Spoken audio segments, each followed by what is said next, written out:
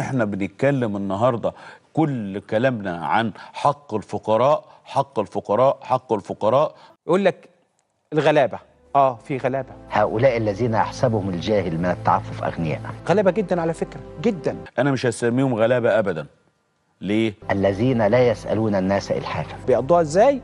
سبحان الله. ناس غلابة جدا. الغلابه حكومه. بيتسولوا جدا. الناس المشردين اللي في الشوارع مش لاقي ياكل والله، وعايز حد ينجده. بتلاقيهم بيبقوا عايزين اي حاجه تتاكل. ناس بتاكل من الزباله، بياكل من الزباله.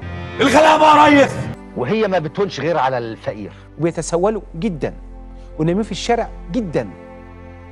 في امريكا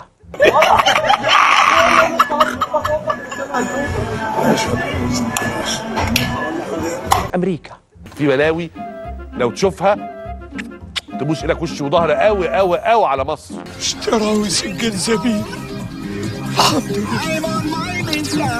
وفي فقر في امريكا كمان. مش في اوروبا بس. ده انا في امريكا عندي زبد. في بريطانيا في اللي بياكلوا من الزباله، في الهوملس موجودين في امريكا. انت عارف احسن حاجه في مصر ايه؟ ان المصريين ما بيكذبوش. تصدق انا شفت اوروبيين واقفين في الاشارات بيبيعوا ورد ومش حد. انا شفتهم هنا، انا لاقي مكتب بره في رومانيا، في المجر، في اي دوله في العالم. طب ايه رايك ان انا هعمل حلقه بسبب الموضوع ده علشان اكد والله يا استاذ علي. دول اللي هم متشردين من كل مكان. ده ما عندوش بيت على فكره، ده ما عندوش الاسمرات، انت عايز تقارن مصر بجلاله قدرها بينا احنا هنا في امريكا؟ 5 يا صاحبي. امريكا في بلاوي لو تشوفها تبوس ايدك وش وظهر قوي قوي قوي على مصر.